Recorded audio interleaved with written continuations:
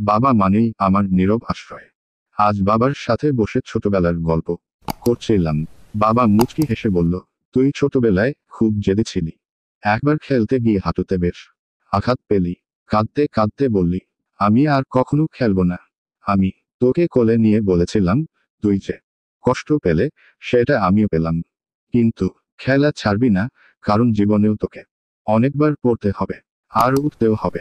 এই কথাটা শুনে মনে হলো বাবা সবসময় আমার পাশে থেকেছে, নীরবে আমার সাহস হয়ে। আমি পড়েছি, উঠেছি, কিন্তু বাবা কখনো ক্লান্ত হয়নি। সে শুধু নীরবে আমার পেছনে থেকে শক্তি দিয়ে গেছে। বাবা আবার বলল, তোর যখন পরীক্ষার রেজাল্ট খারাপ হলো, তুই ভয়ে আমার সামনে আসতে চাইতিস না, কিন্তু আমি তো জানতাম আমার কাজ শুধু তোর সফলতা নিয়ে আনন্দ করা নয়। আমি তখন তোর পাশে দাঁড়িয়ে বলেছিলাম, পরাজয় মানে হেরে যাওয়া নয়, আবার উঠে দাঁড়ানোর সুযোগ। বাবা সব সময় নীরবে থেকেছে। সে কখনো কাঁদেনি, কখনো অভিযোগ করেনি। তার কষ্ট, তার ত্যাগ, সবকিছুই সে আমার ভবিষ্যৎ বানানোর জন্য ব্যয় করেছে। বাবা মানে এমন একজন মানুষ যিনি নিজে সব ঝড় সামলে আমাদের জন্য একটা শান্ত আশ্রয় তৈরি করেন।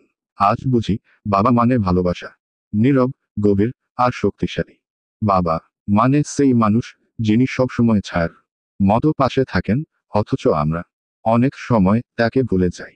যদি বাবা এখনো পাশে থাকেন, একটু সময় দাও, তাকে একটু ভালোবাসা দেখাও। কারণ বাবা কখনো নিজের কথা বলেন না, কিন্তু তার ভালোবাসা আমাদের পুরো জীবন আগলে রাখে। বাবা মানেই ভালোবাসার আরেক নাম। ভিডিওটি ভালো লাগলেই লাইক করুন এবং উপকৃত হলে চ্যানেলটি সাবস্ক্রাইব করে বেল বাটনটি অন করে দিন। ধন্যবাদ।